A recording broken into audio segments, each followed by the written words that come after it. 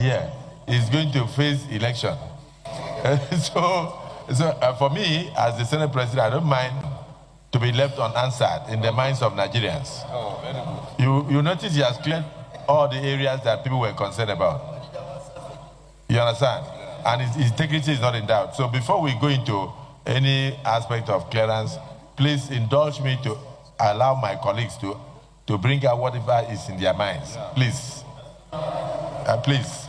Even if it's 30 seconds, let everybody have an opportunity to say a word, please. Thank you, Mr. President. Additionally, I want to thank you for you did this stuff from Ghana. It's important that we keep our records. I'm happy that you did that.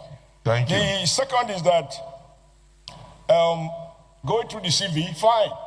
And my friend also said because of the SAN thing, that makes it different. I'm not too sure.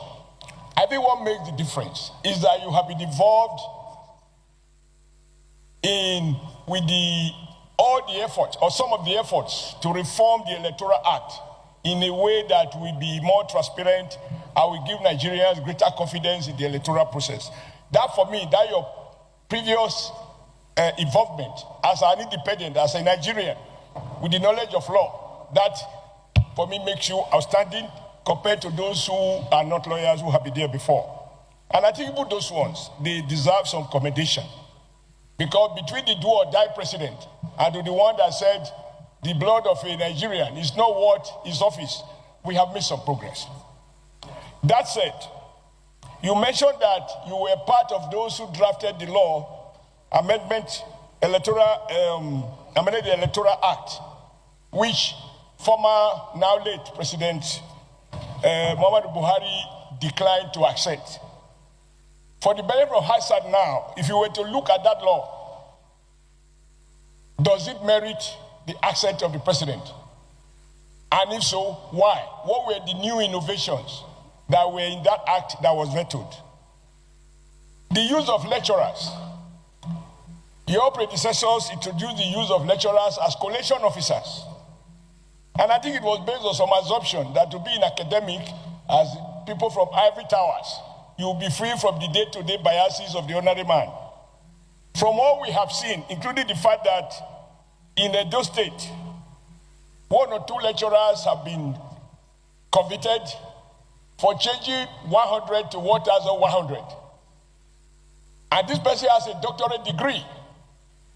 So given some of the evidences that you have reviewed in court, even if you were not involved in those cases, but you review superior court decisions, do you still hold the view that you will continue with this tradition in the face of the current evidence? Last one, an experience we had in Edo State, because the Senate President said we should speak from our own experiences, where the chairman of a political party, a party that is dying now, his wife was a director or heading ICT unit of INEC in a state, and the husband being PDP, being chairman of a party, but if the truth be told, being PDP wife, the wife of PDP chairman, the husband was always boasting that the wife will supply information that will enable them deal with the issue of accreditation.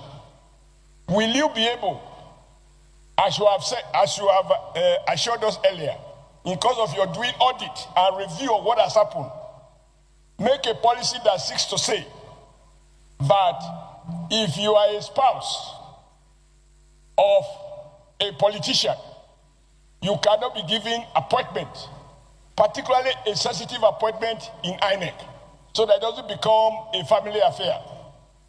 That is the last point I'd like to make. Otherwise, from all that you have said, your comportment, the way you present your issues, I am clear that you are mentally allowed to deal with all the issues. The only mistake you made, which I mentioned to my people here, we were gossiping, where you seek to compare just weather with the English weather. Just weather is perfect, English weather is not.